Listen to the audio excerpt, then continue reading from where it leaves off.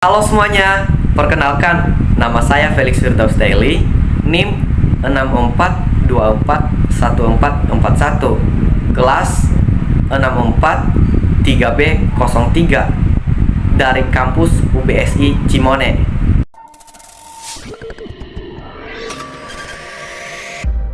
Di video ini saya akan mempresentasikan hasil analisis saya mengenai strategi kepemimpinan yang diterapkan di sebuah perusahaan e-commerce di perusahaan TNW.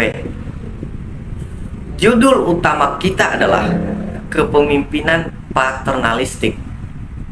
Fokus utama dari penelitian ini yaitu membedah bagaimana seorang pemimpin, dalam hal ini Bapak Budi Hartono di TNW, berhasil menyeimbangkan dua peran yang berbeda.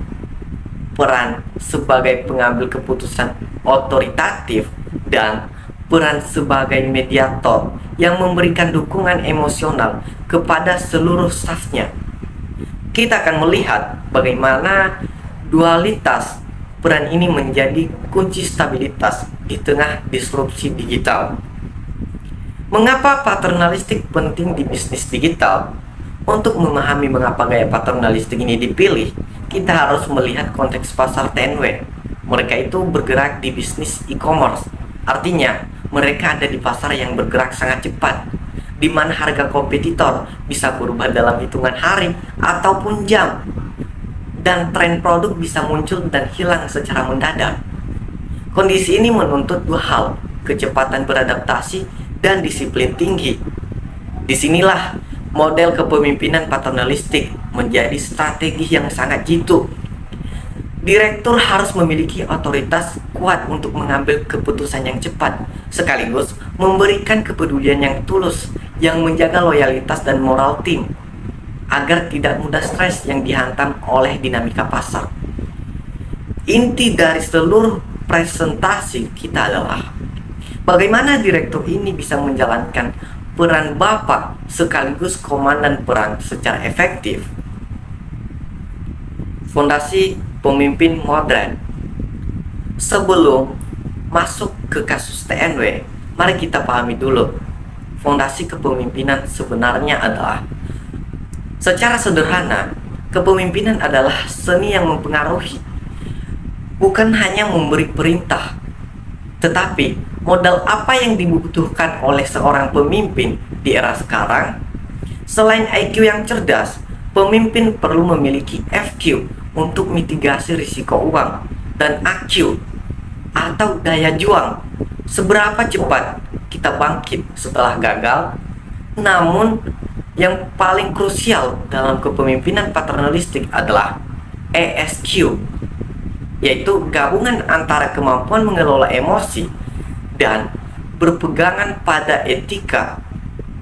Ini adalah menjelaskan mengapa Direktur Budi Hartono bisa bersikap tegas saat ada kesalahan yang fatal, tetapi setelah itu ia akan memberikan konseling pribadi dengan empati. Itulah kombinasi sempurna dari ESQ.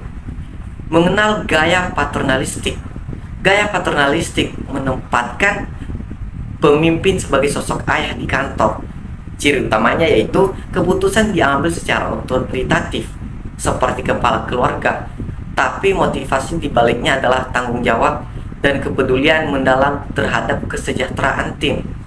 Dalam teori kepemimpinan, ini adalah gaya high, di mana direktur fokus sama kuat pada tugas disiplin atau hubungan kesejahteraan, kepatuhan dan kinerja optimal. Tim dibayar oleh direktur dengan jaminan perlindungan dan rasa aman. Struktur, organisasi, dan budaya kerja TNW. TNW memilih struktur hierarkis fungsional yang sentralistik. Berarti seluruh komando ada di satu titik, yaitu direktur. Ini dibuat bukan tanpa alasan. Tujuannya yaitu agar keputusan strategis bisa dieksekusi secepat-cepatnya. Struktur ini kemudian memunculkan budaya kerja yang unik, yaitu keluarga TNW. Inti budaya ini adalah loyalitas timbal balik.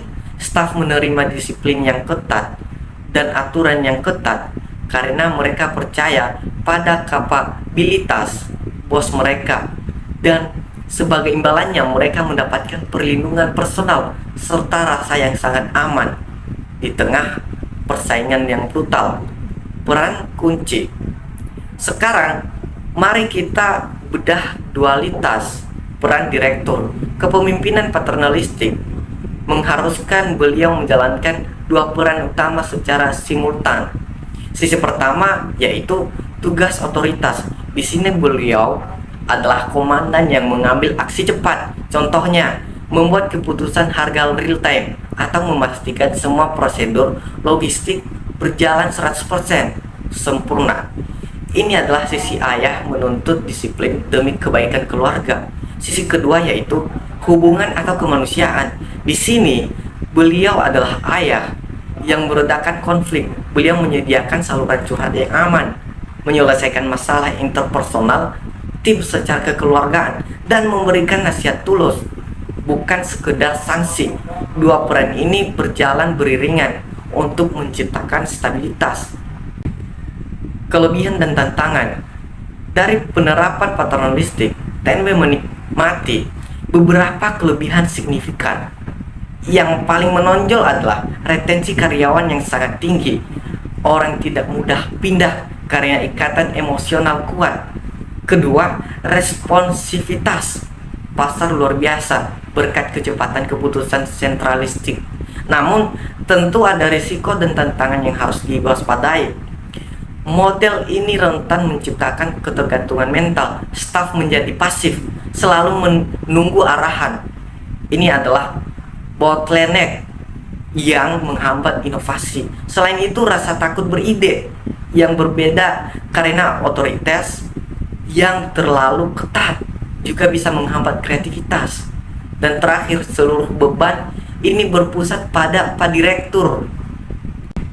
Kesimpulan dan arah pengembangan atau solusi.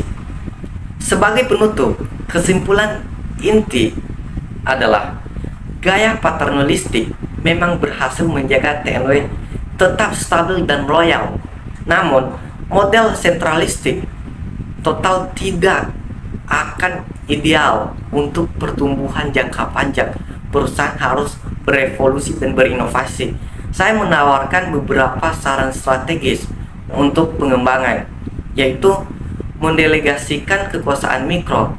Direktur harus mulai menanamkan trust dan melatih manajer agar berani mengambil keputusan operasional harian sendiri, tidak menunggu lampu hijau dari pusat. Menciptakan zona beride, mewajibkan forum di mana staf boleh bereksperimen ataupun mengkritik prosedur dengan jaminan tidak dihukum jika ada kegagalan yang kecil. Transisi ke servant leadership. Ubah fokus kepedulian tools direktur dari sekedar memberi solusi masalah pribadi menjadi investasi nyata dalam pelatihan kompetensi teknis staf. Tujuannya agar setiap anggota tim memiliki ownership dan kemampuan untuk menyelesaikan masalah sendiri di masa depan. Sekian presentasi dari saya. Terima kasih.